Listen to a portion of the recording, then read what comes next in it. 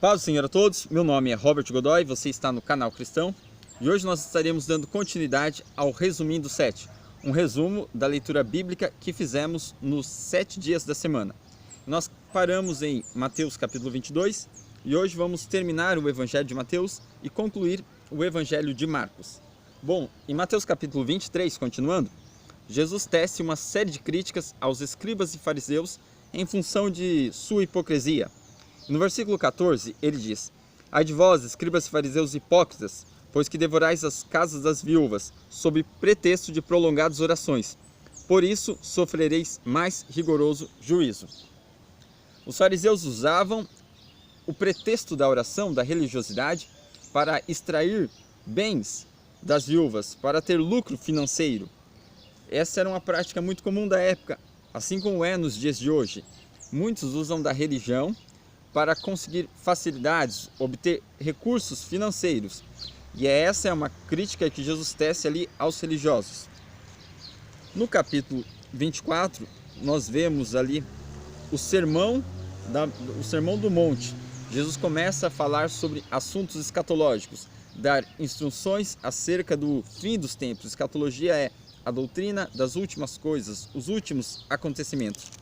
E entre as coisas que Jesus fala, ele diz: e por se multiplicar a iniquidade, o amor de muitos se esfriará. Sim, esta passagem ela tem uma implicação, digamos, específica para o contexto escatológico, mas também pode ser usada como exemplo para todas as eras e todas as épocas. Porque muitas vezes o homem, olhando para o mal, olhando para a iniquidade, ele se esfria na fé. Em Apocalipse está escrito: Tenho, porém, contra ti que deixastes o teu primeiro amor. Lembra-te, pois, de onde caíste, arrepende-te e pratica as primeiras obras. E aqui diz: por se multiplicar a iniquidade, o amor de muitos se esfriará. Muitos veem o mal e têm isso como um pretexto, uma justificativa para se desvanecerem na fé. Ora, se eu tenho dois amigos, um Pedro, o outro João, e o Pedro me faz algo, me magoa, por que eu vou parar de falar com o João? Muitos veem o mal no mundo e se enfraquecem na fé. Temos que estar com os nossos olhos fitos em Cristo e a nossa fé nele. A despeito do mal que nos cerca, embora ele possa sim tornar a nossa vida mais difícil, nosso alvo é Jesus e, portanto, não devemos ser enfraquecidos pela iniquidade. Aqui Jesus fala que por se multiplicar a iniquidade, o amor de muitos se esfriaria. Aqui no capítulo 25, nós temos aqui a parábola das 10 virgens, temos também a parábola dos talentos, onde Jesus fala que um senhor distribuiu talentos e os seus servos deveriam cada um multiplicar aquele talento que ganhou, aquele dinheiro que ganhou. Assim também é conosco. Deus nos deu a vida e certamente esta parábola é uma direção de que esta dádiva da vida, o presente que nós recebemos de Deus, aquilo que fazemos por meio do corpo, nós seremos cobrados disso. Uma hora nós teremos que prestar contas, estaremos diante de Deus e teremos que prestar satisfação do que fizemos por meio do corpo. Continuando, no capítulo 26, fala sobre as autoridades judaicas tramam a morte de Jesus. Aqui elas começam a tramar a morte de Jesus. Fala também sobre Jesus ungido por Maria de Betânia. Maria traz ali um vaso de alabastro e derrama um unguento de nardo puro sobre Jesus. Muitos pensam que era um vaso grande e fazem até teatros, encenações nas denominações, mas na verdade este vaso era um vaso pequeno, cabia na palma da mão, até porque este perfume era forte e se fosse um vaso grande poderia até causar uma intoxicação. Era um vaso pequenininho, os melhores perfumes estão nos menores frascos, e ela derramou este nardo sobre Jesus, e alguns ali disseram: mas para que este desperdício? Poderia vender este perfume e dar aos pobres. E Jesus diz: os pobres sempre tendes convosco, mas a mim nem sempre o tendes. Quer dizer, era um pretexto de usar a questão dos pobres, porque na verdade quem estava criticando ali, na verdade estava interessado no dinheiro, É isso que o Evangelho nos apresenta.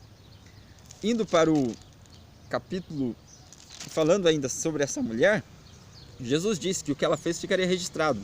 E onde o Evangelho fosse pregado, o que ela fez ficaria registrado para a sua memória. Nós sabemos que o Evangelho deve ser pregado no mundo todo. E certamente aquilo que essa mulher fez está sendo divulgado e ainda mais se divulgará. Capítulo 27 fala sobre Jesus entregue a Pilatos. E é interessante que no versículo 19, estando ele assentado no tribunal, sua mulher mandou dizer-lhe: não entres na questão desse justo, porque em sonho muito sofri por causa dele. Jesus é entregue a Pilatos. Pilatos está ali julgando a Cristo. E a mulher de Pilatos diz que teve um sonho e que muito sofreu no sonho por causa de Jesus. Pilatos não queria ali crucificar a Cristo, sabiam que os judeus haviam entregue Cristo por inveja, mas ele não queria desagradar a multidão. E a multidão, incitada pelos principais dos sacerdotes, gritava: crucificam, crucificam.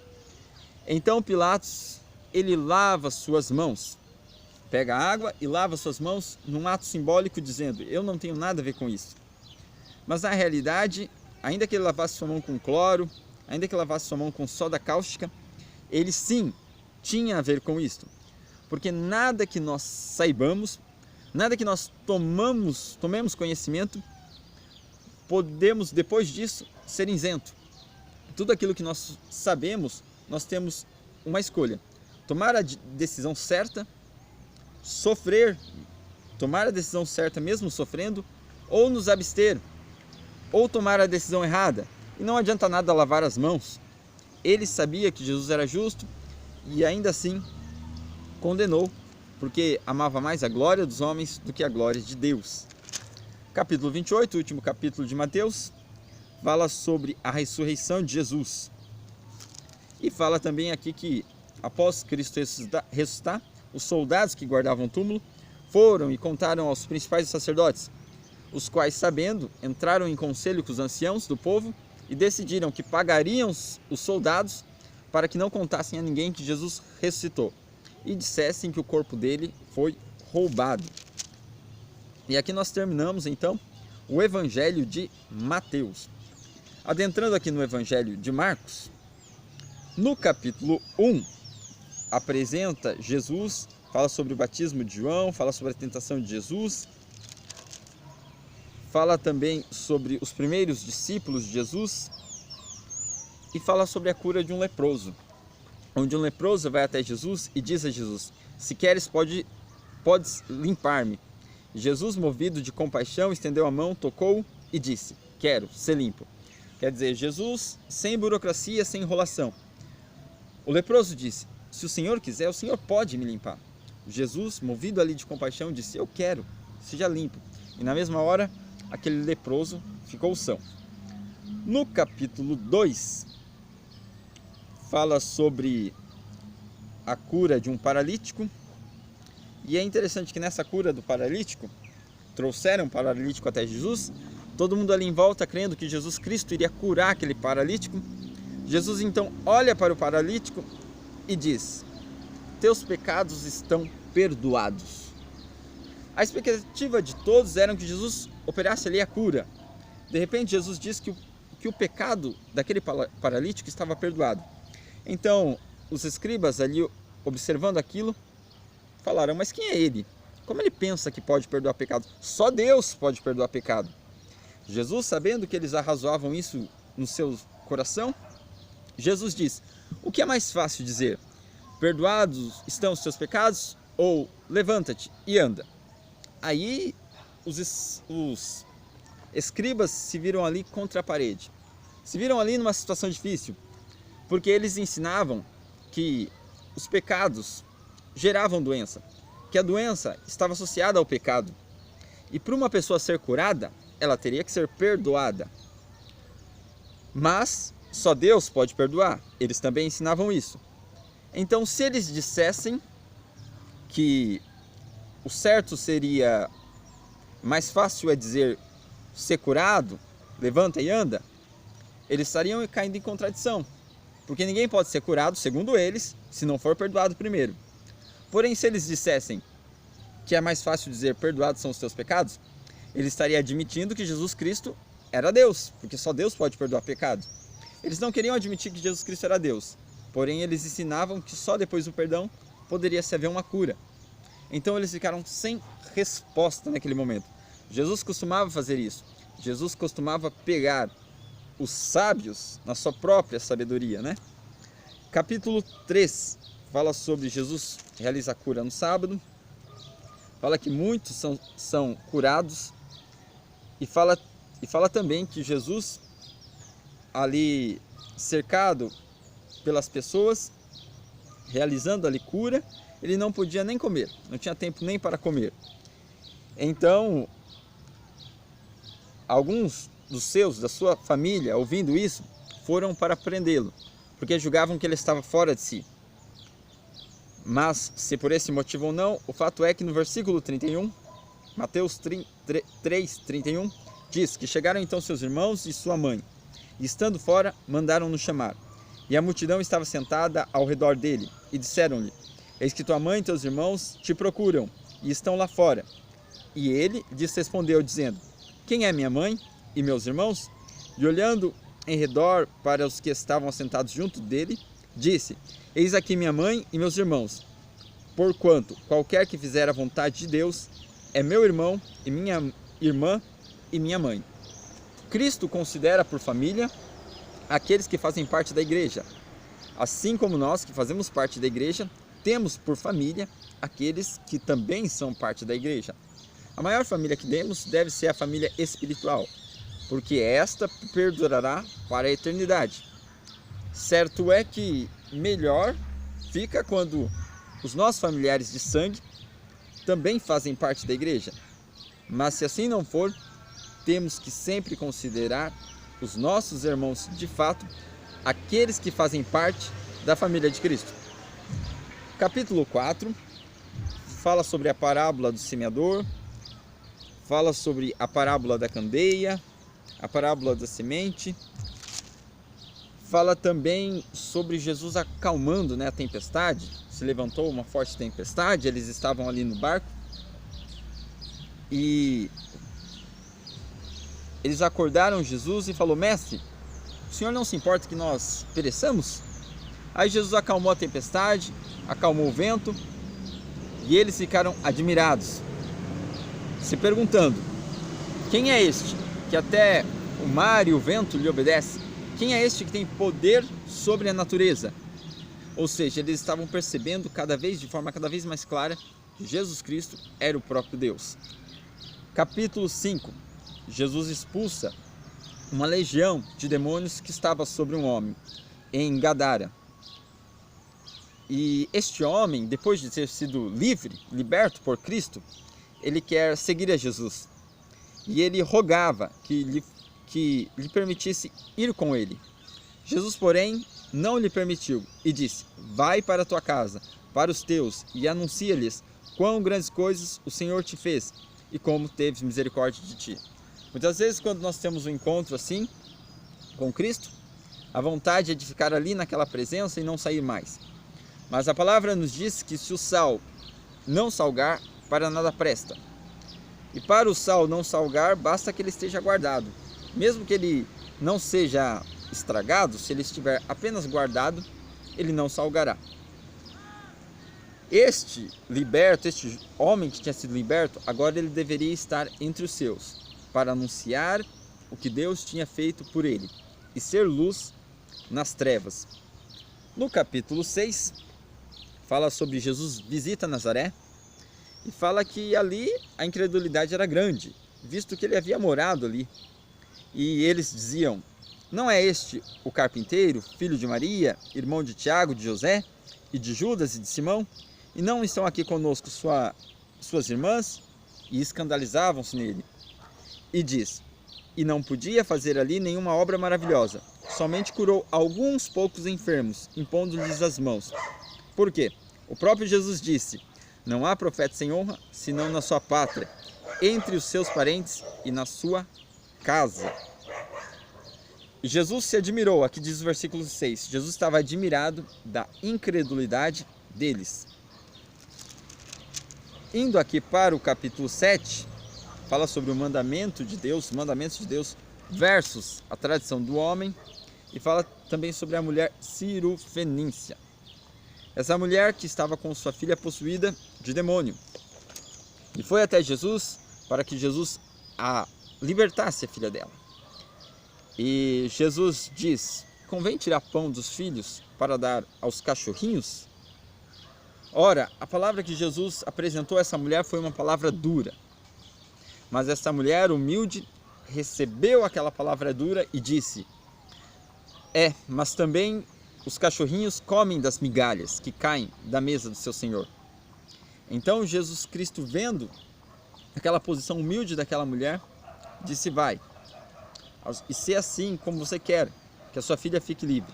E desde aquela hora, a filha dela ficou liberta.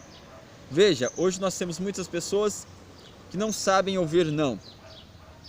E que se ouvem uma palavra mais dura, já ficam escandalizados. Mas aqui Jesus desafiou a fé daquela mulher. Jesus disse-lhe uma palavra dura. Mas de fato, aqueles que querem seguir a Cristo resistem a todas essas coisas. Ela ouviu aquela palavra e ainda continuou clamando. E Cristo a atendeu. Capítulo 8 fala sobre a segunda multiplicação de pães e fala também o momento onde Jesus ali com os seus discípulos começa a falar o que havia de acontecer com ele, que havia de padecer, que havia de sofrer, e Pedro, chamando Jesus afastado, começa a dizer: não, Senhor, de maneira nenhuma, isso não vai te acontecer, isso não pode te acontecer. Jesus, olhando para Pedro, diz: arreda-te de mim, Satanás, porque não compreendes as coisas de Deus, mas só as que são dos homens. A palavra Satanás significa adversário, opositor. E Pedro estava sendo isso naquele momento, um adversário e um opositor aos planos de Deus. Bem, toda a palavra que vem até você, contrária, que você não rebate, provavelmente ela te abate. Toda a palavra negativa, ela deve ser na mesma hora rebatida e repelida, porque senão ela encontra lugar e encontra morada. E quando Pedro começou a dizer o que disse para Cristo, Jesus na mesma hora rebateu: aparta-te de mim, Satanás. Porque Pedro tinha se colocado naquele momento como numa posição de adversário. No capítulo 9 fala sobre a transfiguração, onde Jesus subiu com Pedro, Tiago e João no monte e se mostrou em forma gloriosa perante eles. E também apareceram ali Moisés e Elias. Moisés, um representante da lei, Elias, um representante dos profetas. De repente ali uma nuvem os envolve, os cobre, e quando Pedro, Tiago e João olham, sumiu Moisés, sumiu Elias, só ficou Jesus, e uma voz disse: a ele ouvi. Antigamente aprendemos pela lei, também aprendemos pelos profetas, mas hoje Deus fala conosco por meio do seu próprio Filho. Sumiu Moisés, sumiu Elias, ficou Jesus, a ele ouvi. No capítulo 10, fala sobre Jesus ensina acerca do divórcio. Hoje é muito comum, com relação ao divórcio, as pessoas casam e se separam com muita frequência, com muita facilidade, mas Cristo disse que não deveria ser assim. E aí serve um alerta para aqueles que são líderes espirituais, para trabalharem essas questões, principalmente com antecedência, antes do casamento. Há muitas denominações que fazem ali um preparo, quando duas pessoas dizem que estão noivas. É relevante, isso é importante. Todavia, seria melhor se esse ensino fosse mais constante e antes mesmo de um noivado, porque quando duas pessoas noivam, dificilmente elas vão desistir, porque elas já se envolveram emocionalmente. Então, com relação ao casamento, isso é uma das coisas que tem que ser preparada muito cedo. Assim que uma pessoa entra na igreja, abraça a fé, ela já tem que ser ensinada sobre essas questões e o quão importante elas são, para que não se case, separe, não se divorcie e fique tratando essas coisas com leviandade. Jesus Cristo disse que só uma coisa permite o divórcio, que seria o adultério. Contrário a isso, qualquer divórcio torna a pessoa que se divorciou adúltera, porque ela não está autorizada a casar com outra. No capítulo 11, fala sobre a entrada triunfal de Jesus em Jerusalém, fala sobre a figueira estéril, fala sobre a oração da fé, e a autoridade de Jesus é desafiada. Jesus foi perguntado com que autoridades faz as coisas. Jesus entra no templo, vira ali as mesas, expulsa os vendedores do templo, e alguém pergunta com que autoridade ele fazia isto. E Jesus disse: eu também faço uma pergunta. O batismo de João era dos homens ou era de Deus? Então eles ficaram ali pensando: se dissermos que era dos homens, podemos ser apedrejados, porque o povo tem João Batista por profeta. Se porém dissermos que é de Deus, ele vai falar: então por que vocês não se batizaram? Então eles ficaram mais uma vez quietos, assim que os religiosos faziam. Eles não tinham respostas. É interessante que Jesus ele não é alguém que fica apenas na defensiva, ele ataca. Diversas vezes ele faz questionamento aos religiosos, porque os religiosos vinham até ele, mas Jesus também ia até os religiosos e fazia-lhes perguntas. Capítulo 12 fala sobre a parábola do homem que plantou a vinha, fala sobre a resposta de Jesus aos herodianos. Os herodianos vieram junto com os fariseus perguntar a Jesus: é lícito devemos nós pagar imposto a César? Jesus pega a moeda e diz: de quem é essa imagem? E eles respondem: de César. Dai a César o que é de César e a Deus o que é de Deus.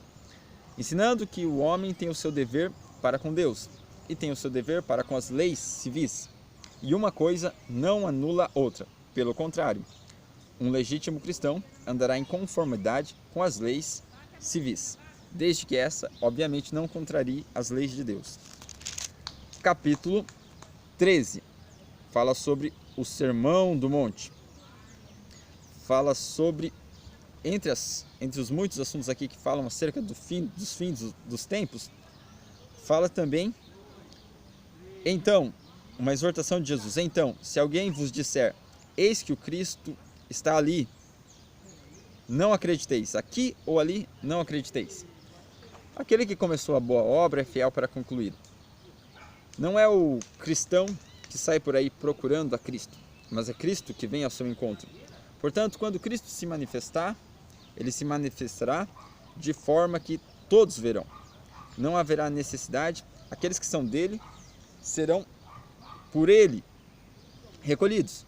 Não haverá necessidade de um cristão ficar procurando o paradeiro de Cristo, porque aqui diz que aqueles que disserem ele está aqui ou está ali, não acreditem, porque quando Cristo vem até nós, a obra é ele que começou e é ele que conclui.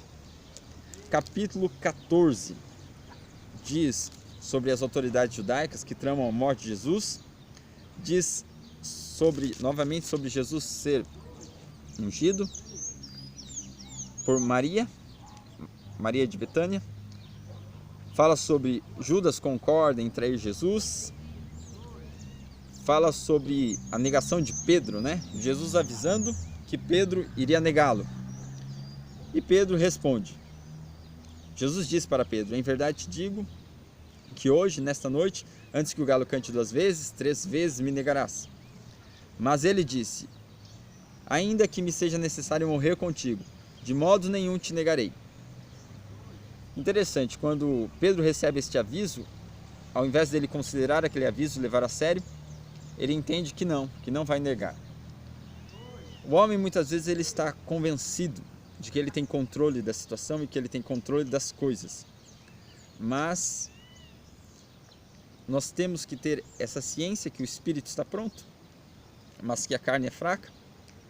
E ali, ao ouvir aquele aviso de Jesus, ele deveria ter pedido misericórdia e ter pedido ajuda. Mas muitos confiam na sua própria força, no seu próprio braço. E ao invés de se colocarem longe do perigo, acreditam que domínio próprio é se expor ao mal.